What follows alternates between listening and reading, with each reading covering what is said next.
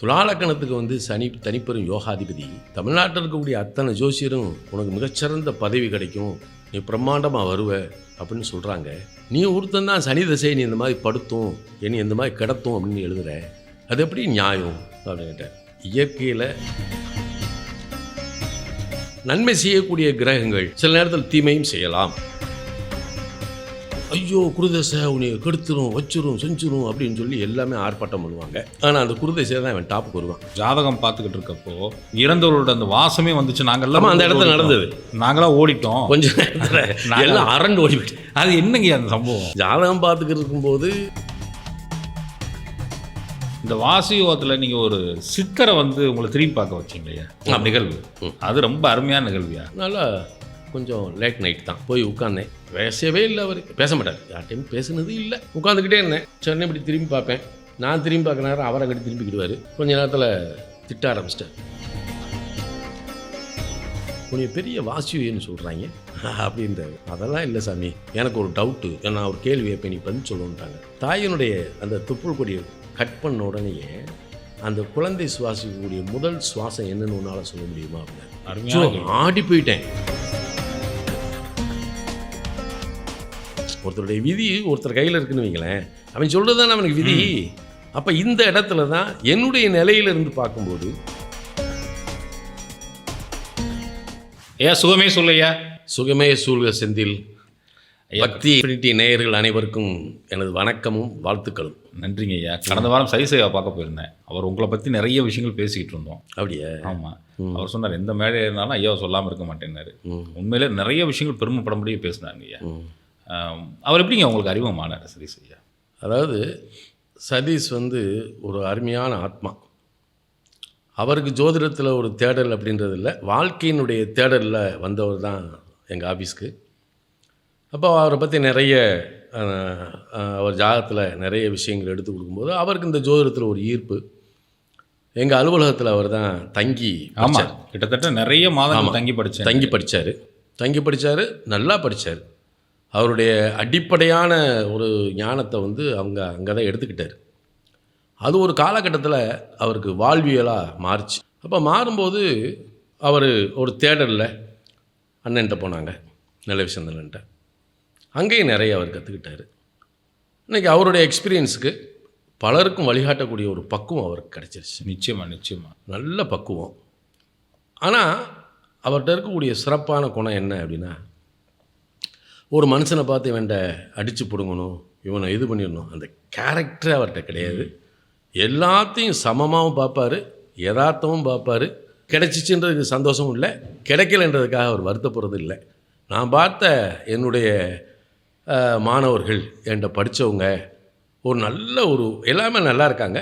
அதில் பெருமைப்பட வேண்டிய விஷயம் வந்து சதீஷ். நிச்சயமாக அவர் இன்னும் குரு பக்தி வச்சுட்டே இருக்காரு. எங்கே போனாலும் பொன்னியாசாமிகிட்ட கற்றுக்கிட்டோம், நிலைக்கு வசந்தியாக கற்றுக்கிட்டோம், குரு பக்தி இருந்துக்கிட்டே. ஆமாம், அங்கே எப்படின்னா எங்கள் அலுவலகத்தில் வந்து ஒரு மிராக்கலாக சில விஷயங்கள் நடக்கும். அப்போ வந்து டாட் மெட்ரிக்கலில் தான் எங்கிட்ட இருந்தது கம்ப்யூட்ரு. அப்போ ஒரு சார்ட் எடுத்து வச்சுக்கிட்டு ஒரு ஜாதகத்தை எக்ஸ்பிளைன் பண்ண ஆரம்பிப்பேன். 1 மணி நேரம் 1.5 மணி நேரம்லாம் போகும் ஒரு ஜாதகத்துக்கு மட்டும். ஒரு பாவத்தையே பல மடங்கு பேசுவோம்.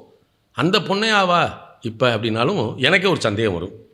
அப்படி ஒரு இதில் கூடி இருந்து கற்றுக்கிட்டவங்க அவங்க. அந்த மாதிரி ஒரு பொண்ணையாவை இப்போயும் பார்க்க முடியலை தான். நானே வந்து சாந்தமாயிட்டேன். அப்போ எல்லாம் இந்த அஸ்ட்ராலஜியில் இருக்கக்கூடிய மிராக்கிள் பாயிண்ட்லாம் வெளியே வரும். சம்பவங்கள் நடக்கக்கூடியதை கண்ணால் அவங்களுக்கு உணர்த்தியும் காட்டியிருக்கேன். ஆமாம், அதுதான் பொன்னியாசாமியோட சிறப்பு. அதுக்கப்புறம் ஒரு விஷயமெல்லாம் எப்படின்னா, இவங்க இருக்கும்போது தான் ஒரு குழந்தையினுடைய நிலையை டாக்டர் வந்து இல்லை இதுக்கு மேலே எங்களால் ஒன்றும் பண்ண முடியாது அப்படின்னு சொல்லி விரிச்சிடுறாங்க. இந்த அம்மா என்ன செய்கிறாங்க, நேராக எங்கள் அலுவலகத்தில் அப்போல்லாம் அவங்க அங்கே இருக்காங்க. அந்த அம்மா வந்து நம்ம ஆஃபீஸில் நெடுஞ்சாங்கடையாக விழுகுது. என்ன விஷயங்கள் புரியலை, எந்திரிங்க என்ன விஷயம்? இல்லை என் குழந்தை எனக்கு வேணும்னு. பதட்டப்படாமல் சொல்லுங்கள் என்ன விஷயம்?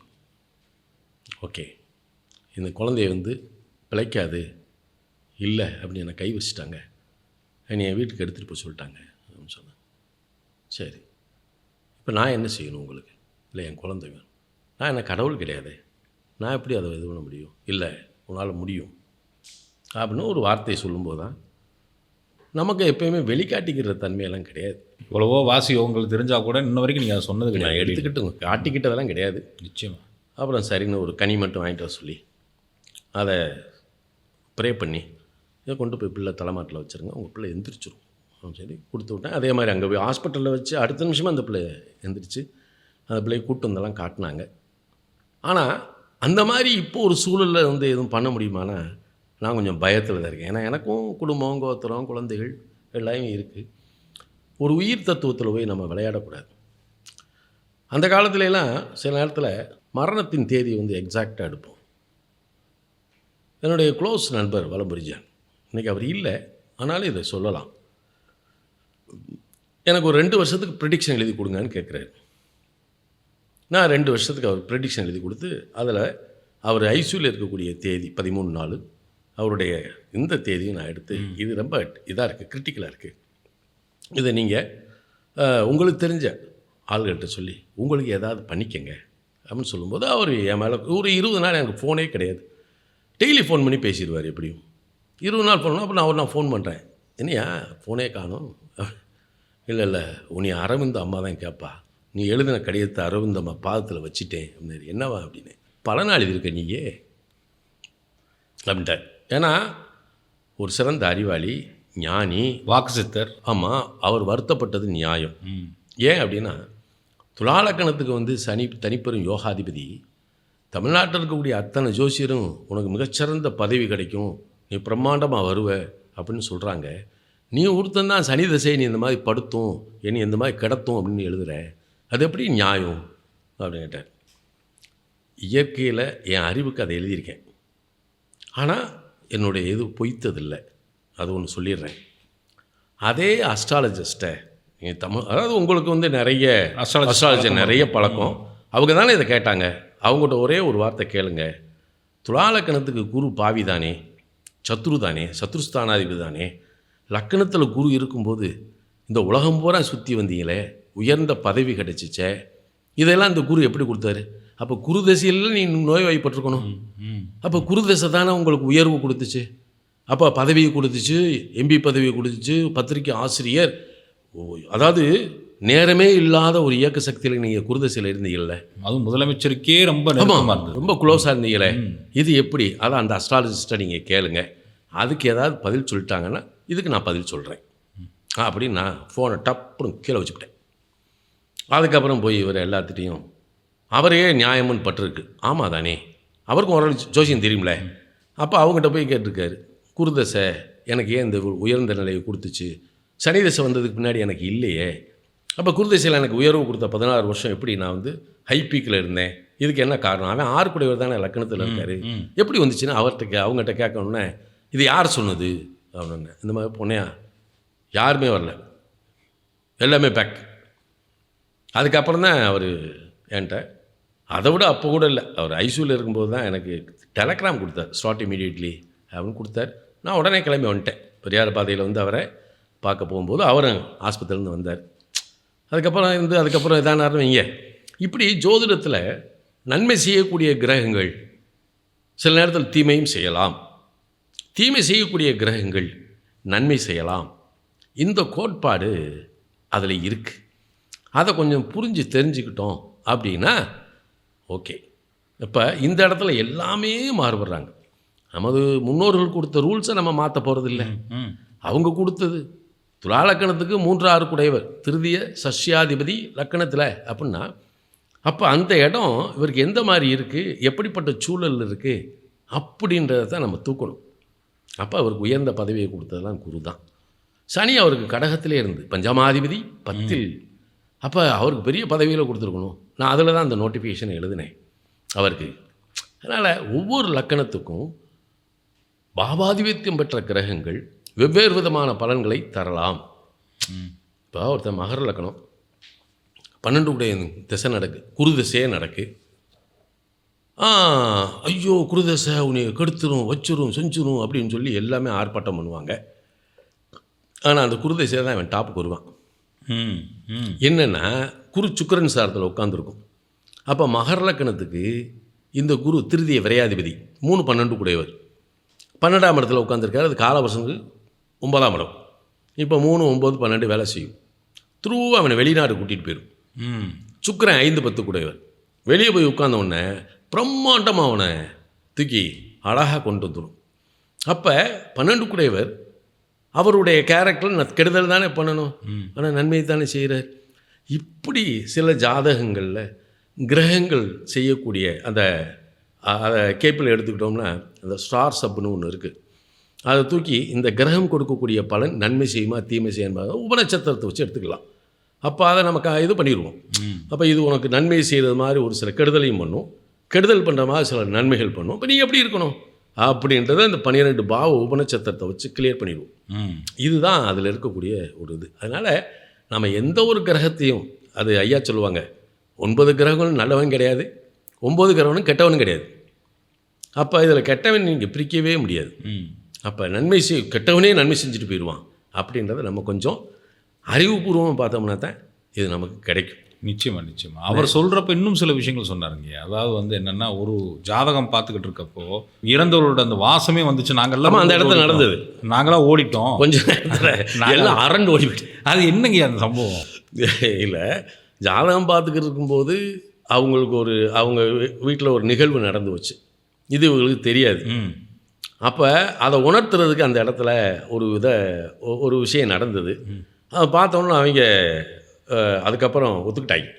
ஆமாம் இதான் அப்படின்னு ஒத்துக்கிட்டாங்க. இல்லை என்னதான் நடந்துச்சு? அந்த சுவாரஸ்யமான சம்பவம் தான் கேட்கணும்னு நினச்சேன். அவரும் சொல்லிவிட்டு, அப்பா அங்கெல்லாம் உட்காரவே முடியாதுங்க, டக்குன்னு வாசனை வந்துருச்சுங்க. ஆமாம், இதை விட என்ன அப்படின்னா, எப்பயுமே இந்த தெய்வங்களை கூப்பிடும்போது சில நேரத்தில் என்ன செய்யும், பரிச்சயமாக வந்து நின்றும். அப்போ நான் கேட்குறேன், உங்கள் வீட்டுக்கு தென்மேற்கு மூலையில் முனியாண்டி கோயில் இருக்கான்னு கேட்குறேன். இவன் வந்து யோசிக்கிறேன். நான் குறிப்பிட்ட டிஸ்டன்ஸ் சொல்கிறேன். டக்குன்னு பார்த்தோம் அப்படின்னா சுருட்டு வாடை வந்துருச்சு, ரோஜாப்பூ வாடை வந்துருச்சு. சுருட்டு வாடை வந்தோடனே இவங்க அரண்டாங்க, ரோஜாப்பூ வாடை வந்தோடனே அப்படியே மிதமாக வந்துடனோடனே இது என்ன இப்படியெல்லாம் வாடை நிற்குது, அவர் தான் பக்கத்தில் வந்து நிற்கிறாருன்னு சொன்னேன். அரண்டு எல்லாப்படியும் ஓடி போயிட்டாங்க. இப்படி பல சம்பவங்கள் இருந்துச்சு. அப்போ எங்கள் குருநாதர் என்ன சொல்லியிருக்காரு அப்படின்னா, எதையும் வந்து பெருசாக இது பண்ணிக்க வேண்டாம், இயல்பாக இரு அப்படின்னு சொல்லிட்டார். அதனால் நான் வந்து எதையும் வெளிக்காட்டிக்கிறேன். அதனால தானே வாசியே கூட நீங்கள் யாருக்கும் கற்றுக் கொடுக்கல, நான் வெளிக்காட்டி கொடுக்கல. அவர் தான் என் குருநாதர் என்ன செஞ்சார், மகரிஷி ஒரு மாநாட்டில் நான் முடிச்சுட்டு வெளியே வரும்போது ஜோதிட அரசு பொன்னையான்னு நீங்கள் போட்டுருக்கேன்னாரு. எனக்கு கொடுத்துருக்காங்க பட்டம் 93லேருந்து நிறைய இருக்குது வீட்டுக்குள்ளே கிடக்கு, எதையும் நான் யூஸ் பண்ணுறதில்ல. அவர் கொடுத்த ஜோதிட அரசு பிஏ பொன்னையான்னு போடுவேன்.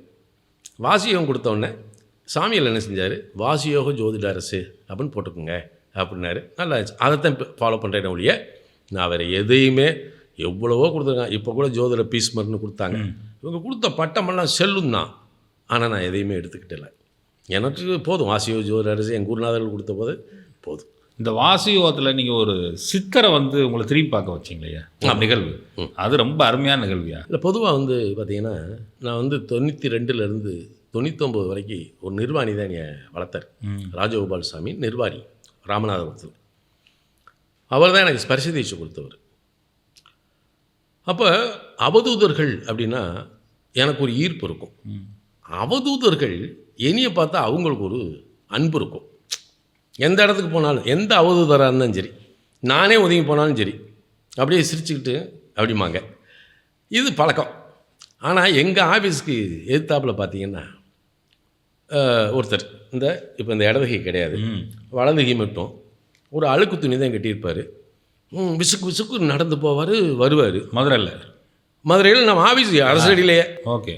ஏன்னா இன்னொருத்தர் இருக்கார், அவர் இவங்கெல்லாம் குளித்ததையோ சாப்பிட்டது கிடையாது, குளித்ததை பார்த்தது கிடையாது, சாப்பிட்டதை பார்த்தது கிடையாது, தூங்குனதெல்லாம் பார்த்தது கிடையாது யாருமே. இன்னொருத்தர் இருக்கார், காலையில் நான் ஆஃபீஸ்க்கு வந்தோடனே கரெக்டாக எதிர்த்தாப்பில் வந்து நிற்பார். அவருக்கு அந்த காலத்தில் அந்த 1 ரூபா மட்டும் வேணும், அப்படியே கொடுப்பேன், போயிடுவார். 5 ரூபாய் கொடுத்தாலும் வாங்க மாட்டார், 10 ரூபாய் கொடுத்தாலும் வாங்க மாட்டார். ஆனால் 1 ரூபாயை கொடுத்துட்டு போயிட்டு 1 மணி நேரம் கழிச்சு திருப்பி வருவார், திருப்பி 1 ரூபா கொடுக்கணும். இப்படி ஒரு இதில் அவதூறு ஒருத்தர் இருந்தார், அன்பான ஒரு. ஆனால் இது வம்பே, நான் சொன்னேன் இந்த கை இல்லாமல் இருந்தார்.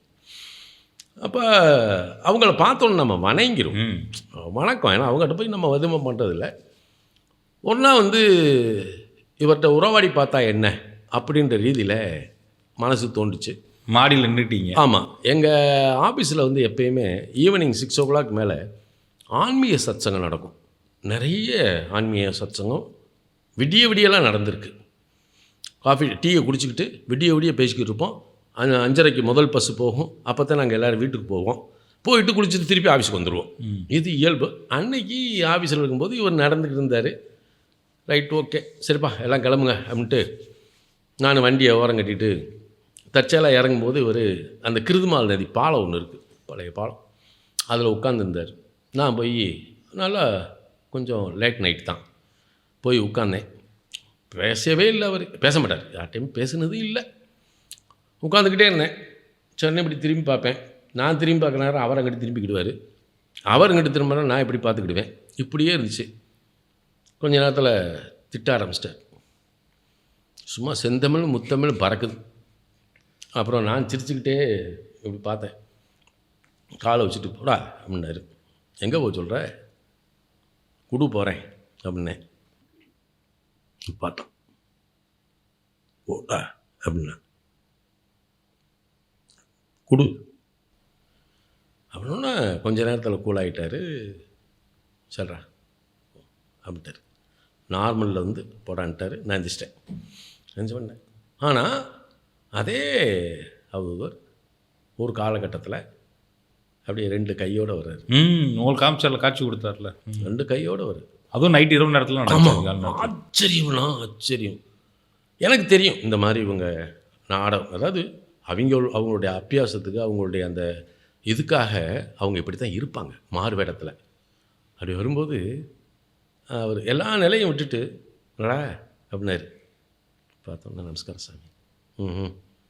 கொஞ்சம் நேரம் தான் சார். அப்படி ஒரு அருளாளருடைய பார்வையெல்லாம் எனக்கு கிடைச்சது. தவத்துக்கு ரொம்ப கஷ்டப்பட்டிருக்கேன். தவம்ன்றது ரொம்ப கஷ்டம். நீங்கள் ஒரு மலையில் போய் கிட்டத்தட்ட 12 நாள் இருந்தெல்லாம் கற்றுட்டு அது வந்து ஆன்மீக தேடலில் இருக்கக்கூடியது. 82 எனக்கு உபதேசம் ராஜபாளையம் சஞ்சீவி மலையில் வச்சு காளியுப மந்திரம் உபதேசம் நடந்தது. நக்கீரபாண்டியன் ஜெய்கால் சுவாமிகள், அவர் தான் என்னுடைய குரு, முதல் குரு. அவர் தான் என்னை நல்வழிப்படுத்தின ஒரு மகான். அதுக்கப்புறம் 87 வந்து நாங்கள் முத திருமணம் ஆன புதுசில் அமிர்தானந்தமி வந்தாங்க. அப்போ நாங்கள் 2 பேரும் அம்மாட்ட போகிறோம். அப்போ அம்மா கேட்டாங்க, எந்த அம்மானே கனி வேணும் அப்படின்னாங்க. ஆமாம்மா. அவங்க ஒரு ஆப்பிள் எடுத்து கொடுத்தாங்க. அதில் பிறந்த அந்த அருளில் பிறந்தவர் தான் எங்கள் விஸ்வநாத். அம்மா சொல்லி பிறந்தவங்க. அதுக்கப்புறம் நான் வள்ளிக்காவு போக வரேன். 92 வரைக்கும் அம்மாவோட வள்ளிக்காவிலேயே அங்கே அம்மா கூடயே இருந்து பாவதர்ஷனம்லாம் அம்மாவோட இருப்பேன். அதுக்கும் குடிசையில் வந்து அம்மா வந்து உட்காந்து மக்களை சந்திப்பாங்க. அம்மா கூடயே தான் உட்காந்துருப்பேன். ரொம்ப, அதாவது ஒரு தாய் அப்படின்னா அந்த மாதிரி ஒரு தாயை பார்க்கவே முடியாது அமலானந்தமை. இன்றைக்கி எங்கள் வீட்டில் அம்பாளுக்கு பூஜை உண்டு, அமலானந்தமைக்கு தீபாரதனை உண்டு, ராஜகோபால் சாமிக்கு உண்டு, தங்கவேல் சாமிக்கு உண்டு, மகான்களுக்கு பூராத்துக்கும் நித்திய தீபாரதனை உண்டு. ஏன்னா அவங்க அருளாட்சியில் தான் நம்ம ஓடிக்கிட்டு இருக்கோம், வண்டி ஓடிக்கிட்டு இருக்கு. அதனால் அது அப்போ தான் வந்து 92 ராஜகோபால் சாமி எனக்கு கிடைக்கிறாங்க. அவங்கெல்லாம் வந்து அவதூதர்லேயும் மிகப்பெரிய அற்புத சக்தி படித்தவங்க அவதூதர் ராஜகோபால் சாமி. செல்லப்பிள்ளை அவருக்கு, நான் செல்லப்பிள்ளை. படியிலேன்னு சொல்லுவார். எல்லாம் நீ இருக்கையில் அப்புறம் என்னத்தை படிக்க சொல்கிற அப்படின்னு. அவரை அமாவாசை வியாழக்கிழமை தோறும் போயிடுவேன்.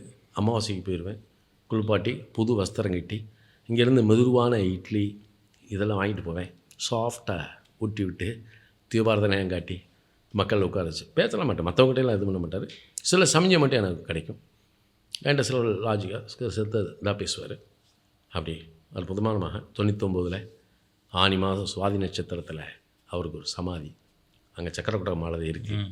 அப்புறம் 2 வருஷம் குரு பூஜை எடுத்தேன். அதே 99 தான் மூலக்கரைப்பட்டியில் ஒரு 1008 நவக்கிரக ஜோதின்னு ஒன்று ஜோதி அப்படின்னு ஒன்று ஓடிப்பிட்டேன். போனால் பிரம்மாண்டம். வல்லநாட்டு ஐயாவுடைய நண்பர் அவர் ரெட்டியாருடைய சமாதியில் 1008 கண்கொள்ளா காட்சி. அப்போ அங்கே போயிருந்தப்போ தான் எனக்கு சுதானந்த சரஸ்வதி சுவாமின்னு சொல்லி ரிஷிகேஷில் உமா மகேஸ்வரி ஆசிரமத்திலேருந்து சுவாமிகள் வந்திருந்தாங்க. அவங்களுடைய நட்பு கிடச்சது. அவங்க தான் என்னை நீ வல்லநாட்டுக்கு போ, நான் வரேன் அப்படின்னாங்க. அதான் 99 ஆடி அமாவாசை அன்னைக்கு நான் வல்லநாட்டுக்குள்ளே போகிறேன். இன்றைக்கி வரைக்கும் அந்த வல்லநாட்டுக்கு போயிடத்துக்கு மாதம் பூச நட்சத்திரத்துக்கு போயிடுவேன். அப்போ எல்லாம் வியாழக்கிழமை போவேன். சுவாமிகள் அங்கே இருப்பாங்க. ஞாயிற்றுக்கிழமை போவேன். நேரம் கிடைக்கும் போதெல்லாம் போயிடுவேன். அப்போ சுதானந்த சரஸ்வதி சுவாமிகள் எனக்கு வழிகாட்டினாங்க. சுதானந்த சரஸ்வ சுவாமிகளோட நாங்கள் வந்து எப்பவுமே ஆவணி உத்திராட நட்சத்திரத்தன்னைக்கு எங்கள் வடநாட்டு கோயிலிருந்து செண்பகாதேவியில் போய் தீபம் போடுவோம். அப்போ தீபம் போடும்போது சுவாமிகளோடு இருக்கும்போது நாங்கள் போய் தீபம் போட்டப்போ ஒரு சமயம் நைட்டு தீபம் போட்டு அகவல் பாடி அன்னம் சாப்பிட்டுட்டு சத்சங்கம் நடந்துக்கிட்டு இருந்தது. அப்போ சுவாமிகள் என்னையை பார்த்து கேட்குறாங்க, என்னப்பா உன்னை பெரிய வாசியன்னு சொல்கிறாங்க அப்படின்றாரு. அதெல்லாம் இல்லை சாமி, ஏதோ உங்கள் அனுக்கிரகம் அப்படின்னு சொன்னேன். இல்லை உன்னை வாசியன்னு சொல்கிறாங்க, எனக்கு ஒரு டவுட்டு, நான் ஒரு கேள்வி வைப்பேன், நீ பதில் சொல்லணுன்ட்டாங்க. கிட்டத்தட்ட நாங்கள் 100-150 பேர் மேலே உட்காந்துருக்கோம். எங்கள் 2 பேர்த்துக்கும் ஆர்குமெண்ட் நடக்கு. அப்போ அவர் பேசுகிறார். நான் சொல்கிறேன், நீ உங்கள் கேள்விக்கு பதில் தெரிஞ்சால் நான் சொல்கிறேன், இல்லைன்னா எனக்கு தெரியாதுன்னு சொல்லிடுவேன். சரி. அப்போ தான் அவர் சொல்கிறாரு, ஒரு தாயோட கருவறையிலேருந்து வெளிவரக்கூடிய குழந்தை தாயினுடைய அந்த துப்புள் கொடியை கட் பண்ண உடனேயே அந்த குழந்தை சுவாசிக்கக்கூடிய முதல் சுவாசம் என்னன்னு உன்னால் சொல்ல முடியுமா அப்படின்னாரு. அருமையான கேள்வி இல்லை, அருமையான ஆடி போயிட்டேன். ஏன்னா அவர் கேட்ட உடனே எனக்கு மேலெல்லாம் ஒரு மாதிரி ஆகி நெடுஞ்சாங்கடையா காலில் விழுந்தேன். சுவாமி தெரியாது, நீங்கள் தான் இதை எனக்கு போதிக்கணும். உடனே சொல்லிட்டேன், இதை நீங்கள் தான் எனக்கு போதிக்கணும். அதுக்கப்புறம் சுவாமிகளுடைய அந்த போதனையெல்லாம் இருக்க, ஐயோ அப்படி ஒரு சுவாமி சுவாமின்னு சொல்லி என்னைய பக்கத்துலேயே அவர் கூடயே 2.5 வருஷம் நான் அவர் கூடயே சுற்றினேன் காரில். எனக்கு எல்லாமே பணத்தெல்லாம் வந்து அவர் பார்த்ததே இல்லை. இந்தடா செலக்கோச்சுன்னு போயிடுவார். அப்படி இது பண்ணார். பணத்தை நாங்கள் தேடினது கிடையாது, எங்கள் தேவைகளை அவங்களே நிறைவேற்றினாங்க. அப்போ ஒரு தடவை சித்ரா பௌர்ணமி அன்னைக்கு எங்கள் வளநாட்டு இதில் ஒரு சின்ன குருபூஜை ஒன்று நடந்தது. அன்றைக்கி என்ன செஞ்சார், நீ நேராக பாபநாசம் போயிரு அப்படின்ட்டார். பாபநாசத்தில் சுவாமியோட ஆசிரமம் இருந்துச்சு. சரின்னு நான் போயிட்டேன். நைட்டு ஒரு 11-11:30 தான் வந்தாங்க. நான் அதெல்லாம் பசி ஏறிட்டு உட்காந்துருந்தேன். சரிப்பா வா அப்படின்னு சொல்லிட்டு அப்படியே மேலே கூட்டிகிட்டு போனாங்க.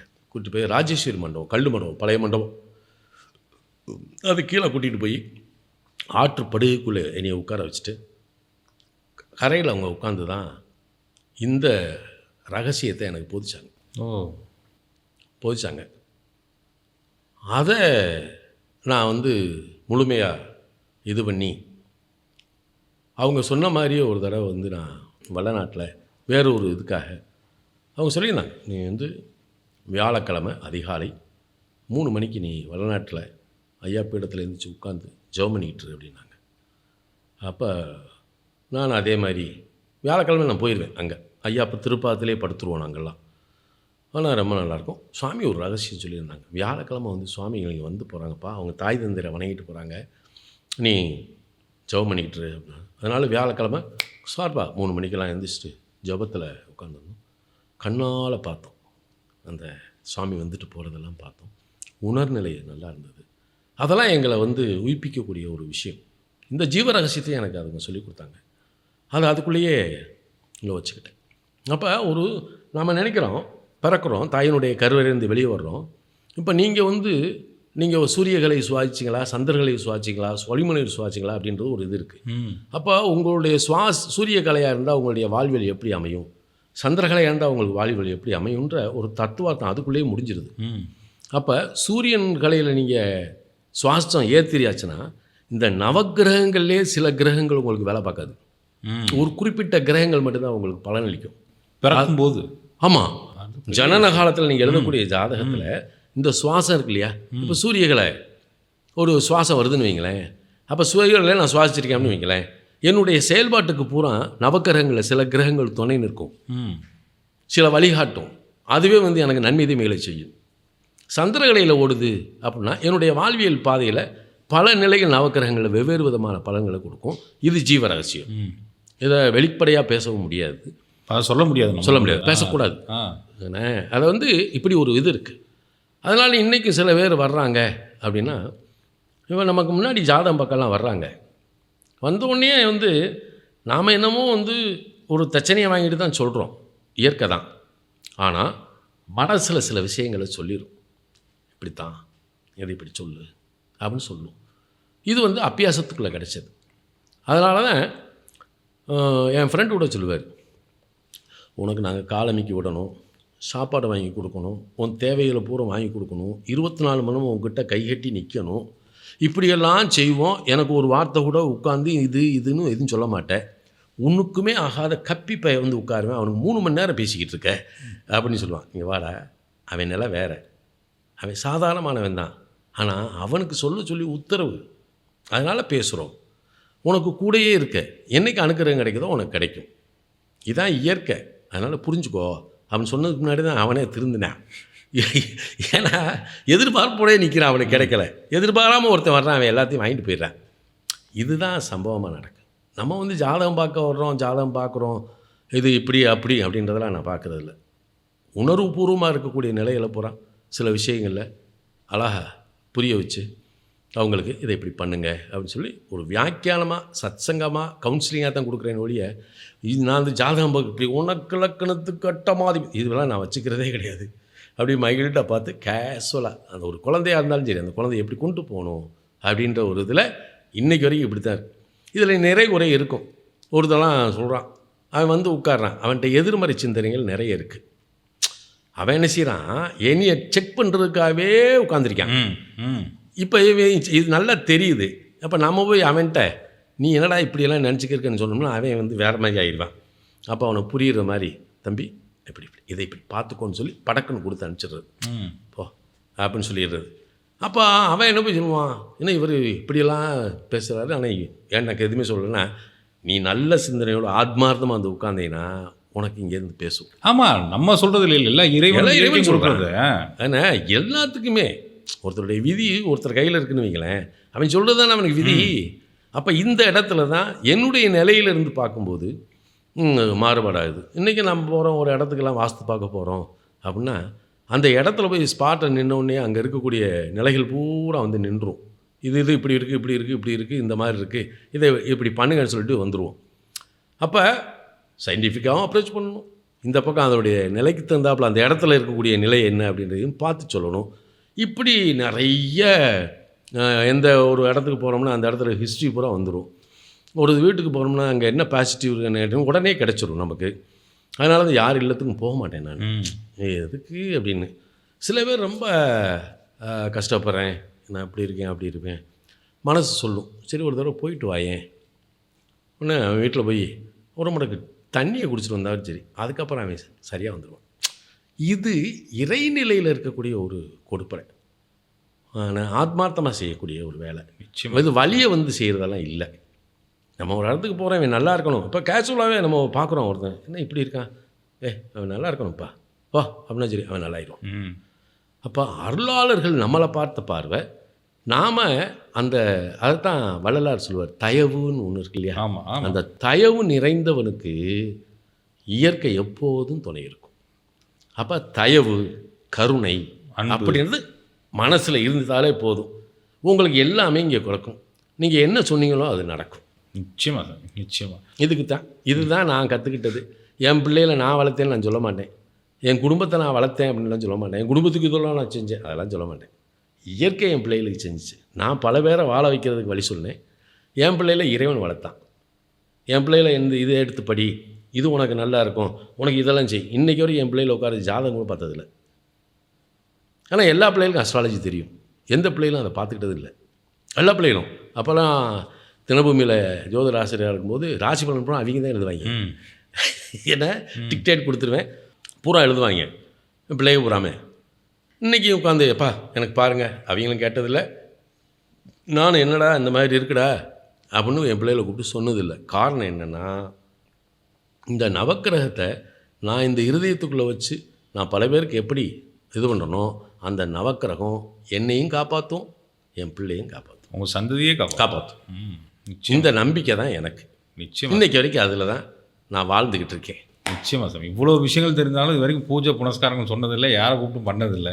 உண்மையிலேயே சாமி நெஞ்சார்ந்து சொல்கிறேன், இந்த நேர்காணல் ரொம்ப ரொம்ப ரொம்ப அருமையாக இருந்துச்சு. நம்ம பேச ஆரம்பிச்சு கும்பத்தை பற்றி தான் பேசணும்னு நினச்சோம், பட் இது இறைவனாக பார்த்து இதை பேசுங்கன்னு சொல்லி அனுப்பிச்சி விட்டுச்சு.